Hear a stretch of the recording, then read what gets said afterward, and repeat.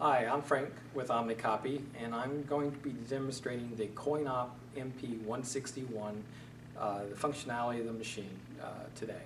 So we're going to start with the basics of the copier, and what we're going to do is just go over the areas of the dock feeder.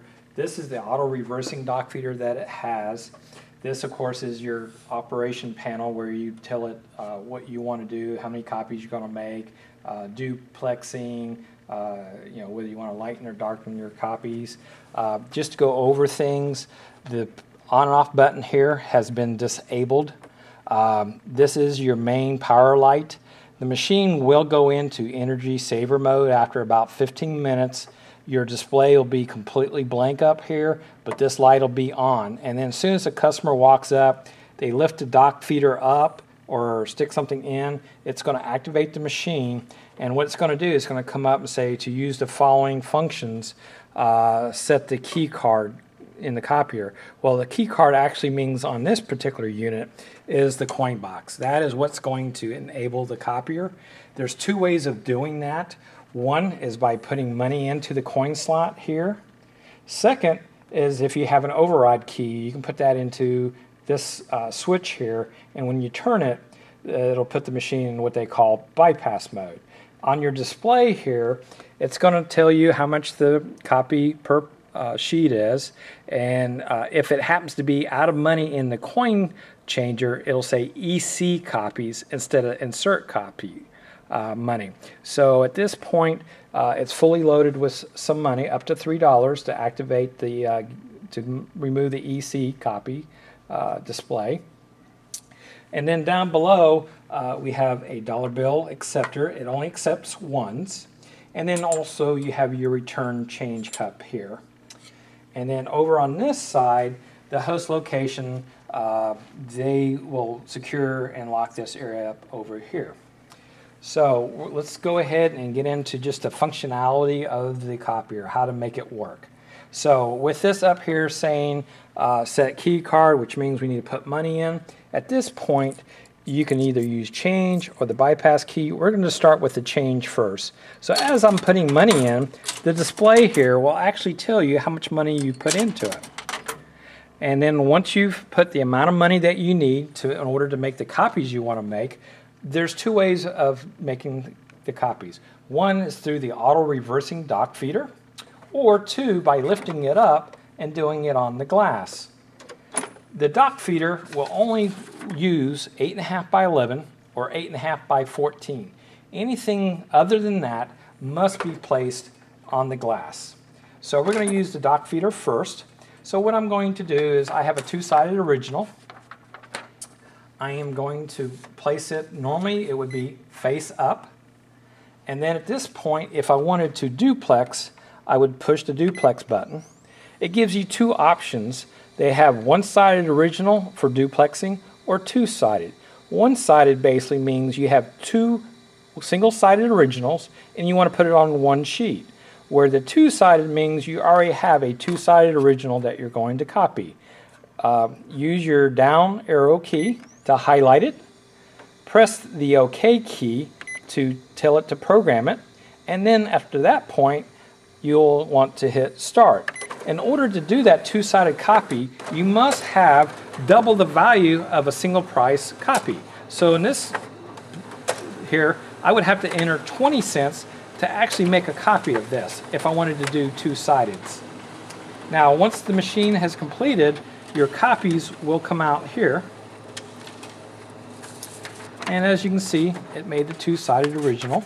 And since I only told it to actually do one, and my VIN rate has debited down 20 cents. If I'm completed with everything I want to do, and I still have a balance in here, I can push the coin return plunger, give it a few seconds, and then the money will come down to the return cup here. And there I have my 20 cents back. So that's kind of how you can do it with the coin. The host location might have what they call the bypass key for in-store copies, or possibly if they want to do refunds without giving the customer money back, they can enable the machine with the bypass key.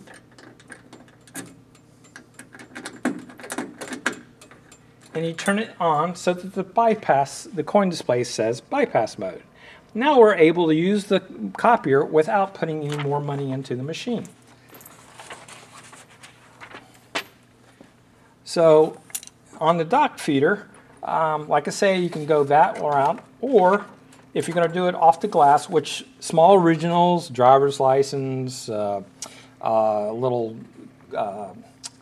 anything that's small, you would want to put it face down in this corner and up against this two back sides.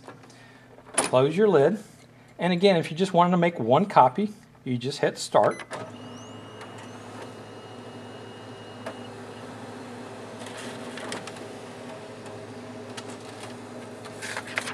And you get your copy out.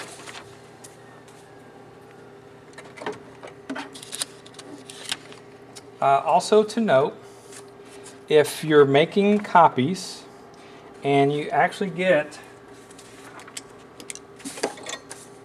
a line going down the page and you're going through the dock feeder, that might be caused by an ink mark that's on what they call the slick glass right here. And another way you could tell is, putting the original on the glass. And if you don't get this line going down the copy, you know that it is here. Just take a soft cloth, Windex or some type of glass cleaner, and clean that, and you'll remove that line. But if you have a line that shows up here and on the platen glass, then that says that there's something down below, and you will need to call a service technician to come out and take care of that for you.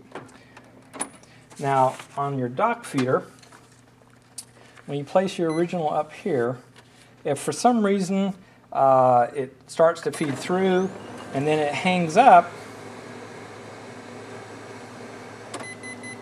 you're going to get a jam symbol. It'll come up P and it'll say remove paper from ADF. On the ADF, there's also a diagram explaining how to clear that out. All you do is take the left cover, open it to the left, and you might see your original sitting right there. And you just pull it out. If it's not there, it could be underneath the resting plate where the dock feeder will rest on, and you would move it from this way.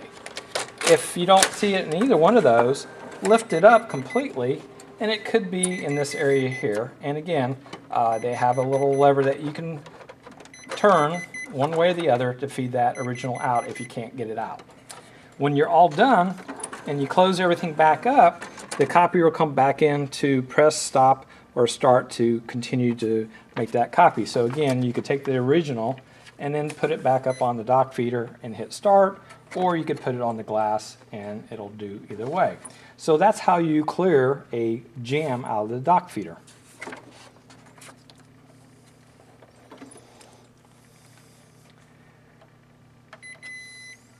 And then if you want to stop it, you just hit clear stop and then hit stop again on the display, and that clears out that original trying to make that particular copy.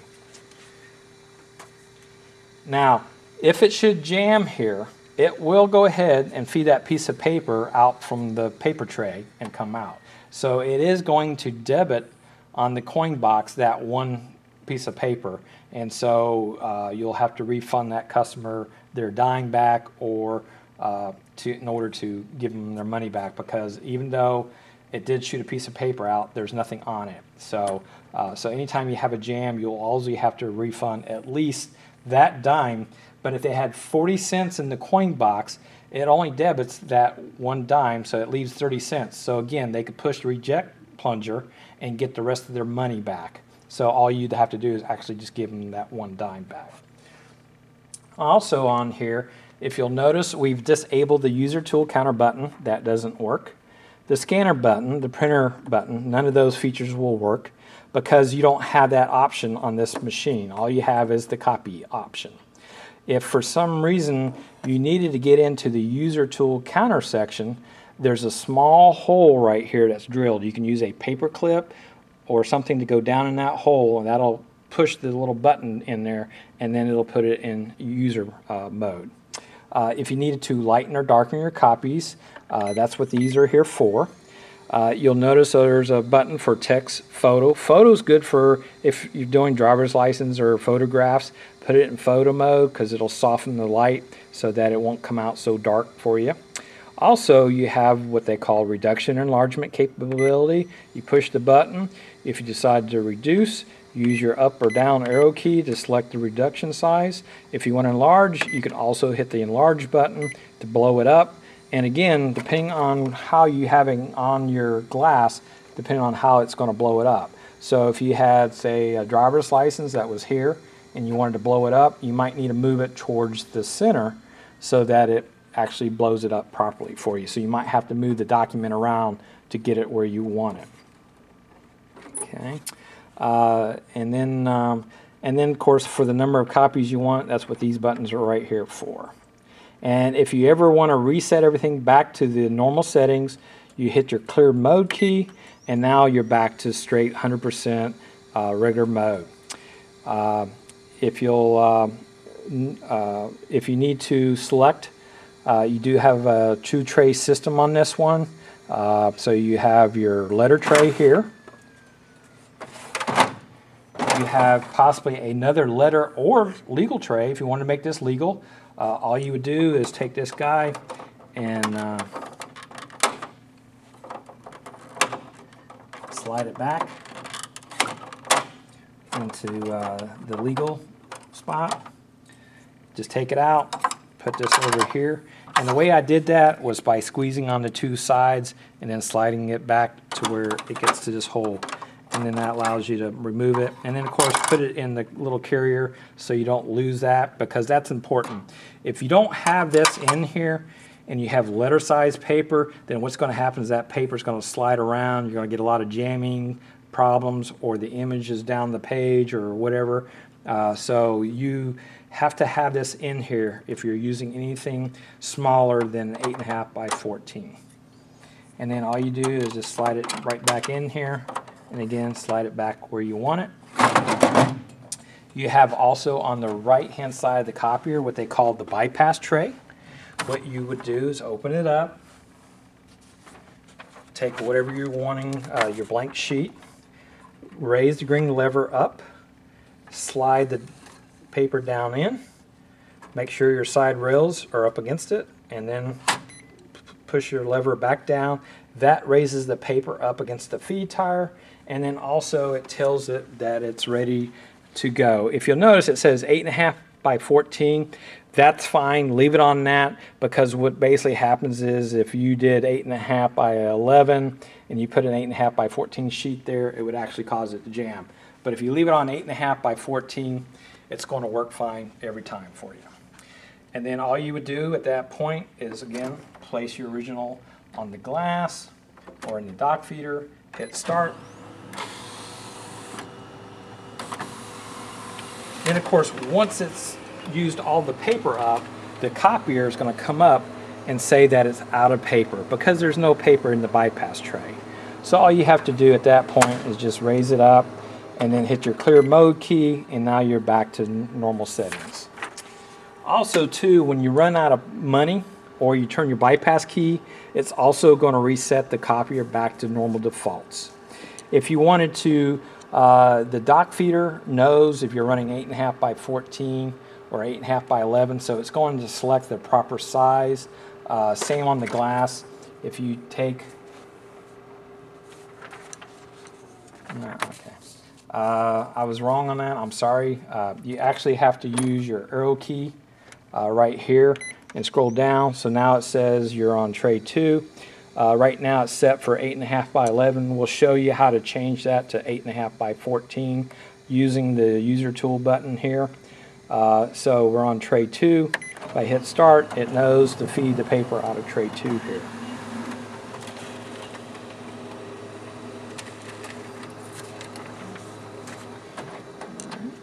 So now we're just going to get into loading the paper. Normally, when it runs out of paper,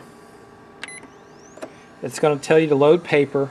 It's going to give you the symbol, and it shows that the paper is empty. So for tray 1, what you're going to do is pull it all the way out, push the metal plate till you hear it lock. Then take your paper, you want to fan it and then put in just a little at a time just to make sure that the paper is laying properly in here. Then, once you have it filled up to the little line indicator that lets you know how high to fill the tray, which is a 250 sheet capacity, you'll slide it back in. The plate will get released and that will raise back up to the feed tire. Just to point out, if for some reason you open this up and you say, oh, well, it's low on paper, and then you want to come in and put more paper in here, the machine automatically pre-feeds the next sheet in. So what all you want to do is go ahead, remove all your paper, push the plate back down, and then reload your paper in. If you don't do that, and this sheet is actually fed up in here, and you stick yours on top, you're going to pinch it, and it's going to say paper jam on you. So you do definitely want to go ahead and make sure that anytime you're adding paper to the trays, always remove all the paper out and then reload it. That way you know that you have the tray properly set. This cassette stop here is actually glued in so you don't remove it. And the same with the side rails. This tray is really only meant for the 8 by 11 sheet of paper. And so we've got it set that way. The second tray, which I showed you earlier, can be set up for 8.5 by 11 or 8.5 by 14. It's pretty much the same principle. What you want to do, again, is pull your paper out.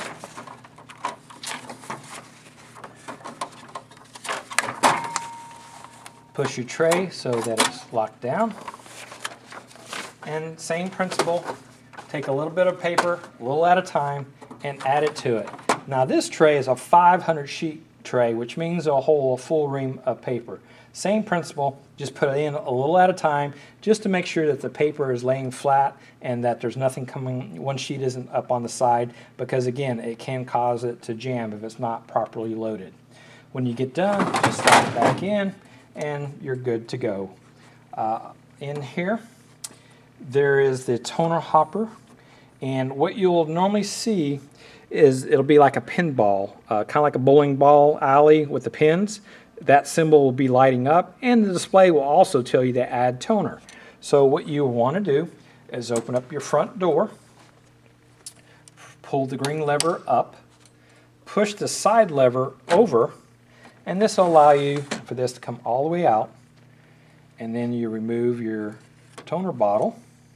Take your new bottle, which might have a black cap on it, remove the black cap, but leave the inner cap. That's what this toner handle does, is pull the inner cap out so that the toner can come out. So all you do is you slide your bottle back in, push it a little forward, slide it all the way in until you hear it click, then come down with your toner handle, and then that will pull that cap out of that toner bottle. And then when you're done, go ahead and close up your door. And it'll go ahead, it'll tell you it's loading toner. And then once it's completed with adding toner, the light will go out and then it'll go ahead and make a copy. And also, while we're in the same area, you're probably asking you, well, how do I get a meter reading on the machine? Well, inside here is your main meter.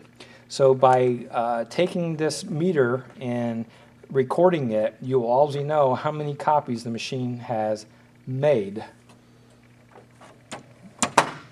And then over in the coin box, normally you could use a bypass or a combo lock or a padlock, whatever you want to secure this. So you can unlock that, open this up, take your key, put it in, rotate it so that the T-handle comes out. You're going to spin the T-handle and kind of pull on it. The door will swing open for you. And then inside of here, you have your coin meter. You also have your bypass meter. So you'll be able to tell how many coin was used, how many copies were made there, and then how many bypass copies were made by this store. And that way, again, you can keep totals and track of that. Also in here, you have your coin mech.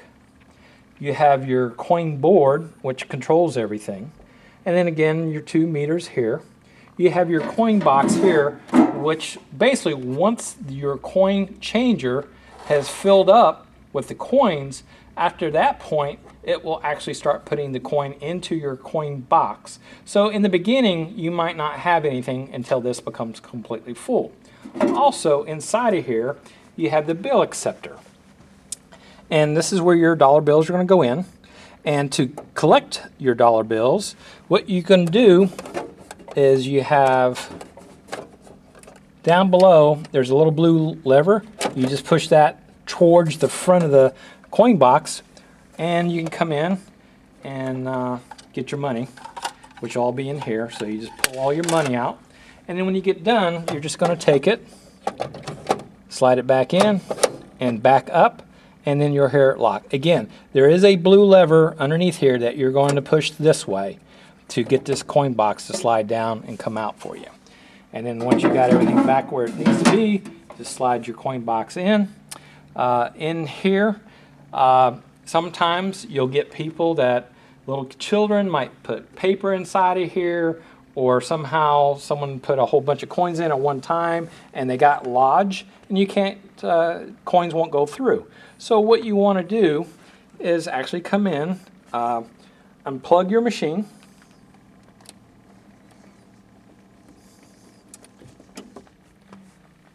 lift the two little levers up. That's going to allow you to swing the coin acceptor out. And once you got it past the top of the coin box, you just kind of want to lift up, come out, and then there's a cable that you're going to want to unplug. And then you can just come over here, open this up, and remove any coin or paper that might be in this area. It's a good idea to take a cloth that has a cleaner on it, and just come in and clean these areas here, mainly along this little line. That's where the coin runs, and you want to keep that nice and clean because it determines how that coin flows through, the size of it. So if it's bouncing or hanging up, it might think it's a different type coin and reject it. So just make sure you keep all this area nice and clean. And then once you've done that, there's also switches in here. Generally, because you have a bill acceptor on here, you want 2 and 3 off, so those are downward. And what that is so that this can fill up with coin, because you are using a bill acceptor. You want all these coin tubes to fill up all the way. The other one here tells it whether it's Canadian coin or US coin. We always turn that one on for for United States coin to be used. If you wanted both, you could push it off and then it would accept the Canadian coin or the US coin. And then this last one, what that means is whether to accept any dollar coins. We don't want to do that. We have they tend to hang, don't want to work right, so we turn that off so it rejects it. Then when you get ready to put this back on, again, just slide it back into these little grooves. There's one on each side. Plug your cable back in till it's all the way in.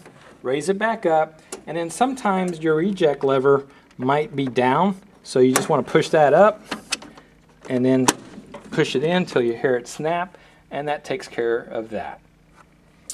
And on the coin board here, there's 2 buttons.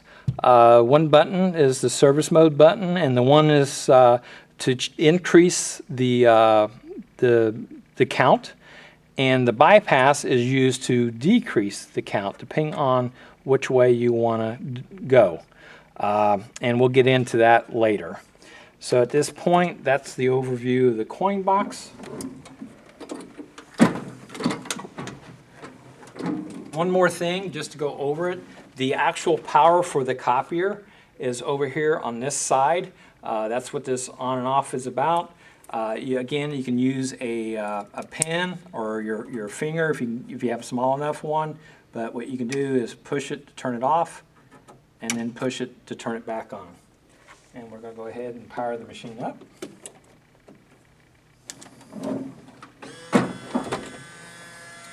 And when you power up, you'll hear the dollar bill acceptor will also kind of like power itself up.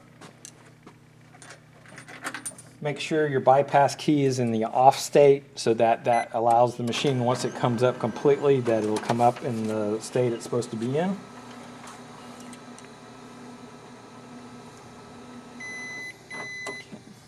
So I'm going to go again, use this function. I'm just going to turn the bypass key so it's in ready mode. I'm going to go ahead and do what's called a paper jam. So I'm going to start it. It's trying to make a copy. I'm just going to open the right side door, jam it, and again, it's going to come up and tell you where that jam is at. And on this particular machine, there's really just one side where your paper is going to be at, is of course on this right-hand side here. So what you want to do, depending on, what the best thing to do is check both doors. Start with your top door, a little lever, open this up, and as you can see, your paper is right here. All you got to do is reach in and pull it out. Again, be careful, do not hit the drum. If you mark the drum and you leave a mark on it, then every copy after that will have that mark. So again, when you're removing your paper, just be careful about not hitting that drum that's in there. If you were duplexing, it's possible the paper could be over here on this side. So again, same principle, you just grab it and remove it. Once you're done, go ahead, close it up, and I always recommend just push on the two corners. That way you know that the right side door is latched properly. And then, like I say, there was two doors. The second one is for the second tray here. And again, all you do is open it up, grab and remove your paper, close it back up, and then if it's been properly done, it'll come up and tell you that that you've cleared the paper jam and that it's ready to go again. I just hit the stop button just to cancel the job that it was trying to do. And this machine, if there's still money in here, it will actually pick up where it left off. So it'll do that, but again, you'll be one, if you were doing 9 copies, you would be 1 copy short. So it would do the other 8, and then you again would have to refund them that dime so that they could make that 9th copy that they wanted to. Down below here, it's just a storage area. You can put your paper and toner or whatever you want down below here. And then what we have really left to go over is the coin board itself, the operation of that. So what we're going to do is just kind of turn it sideways here. So using your screen, what you're going to do is open it up, and there's 2 buttons. There's this one here up top and one below it. Now, if you push the top one and watch your display, it'll actually say service mode. And you can see it says set price. Well, now what I'm going to do is hit the bottom one, and what it'll do is now put me into price 1. As you can see, it's set to 10 cents. If I hit the bottom button again, you'll see that it increased to 15. If I want to decrease it, again, I was telling you about the bypass switch. So what you do is just pulse it, turn it on and off, and now you see it's set back to 10 cents. And then if you wanted to move on through here, you just basically go back to hitting the top button, and it'll come to exit. And if you want to exit out this time, you hit the bottom button. If you want to continue to come on through the rest of the system here, you can go into set delays, which again, you'll leave that alone, do not adjust. Again, exit. Coin payout. Again, if you wanted to go into that, what this is for is you could test your changer. So if you hit your bottom button, it'll say ready. Now if you hit your top button, a nickel will come out. If you hit the bottom button and hold it, a dime comes out. And then if you push both of them in, a quarter comes out. And then if you're done, just give it a second, and then it's going to come up and say reset coin. Again, you don't want to do that, just leave it alone. And at this point, you can just hit your top button, and now you're back to square one. Now, what you can do at that time is go ahead and pull all your coin back out. If you get a where coins are falling through to the return cup, the first thing you want to do is just unplug the copier from the wall, give it a few seconds, plug it back in, let everything come back up, and then try it again. If that doesn't work, again, check your coin acceptor to make sure there's nothing in there that's preventing it from falling down and through. And then anything other than that, you'll need to call your service technician. So that's it. If you have any questions at all, you can always call 1-800-553-5657, ask for the service department, and we'll be glad to try to assist you in any way we can. Thank you again for purchasing the CoinOp MP161 from Omnicopy. Have a great day.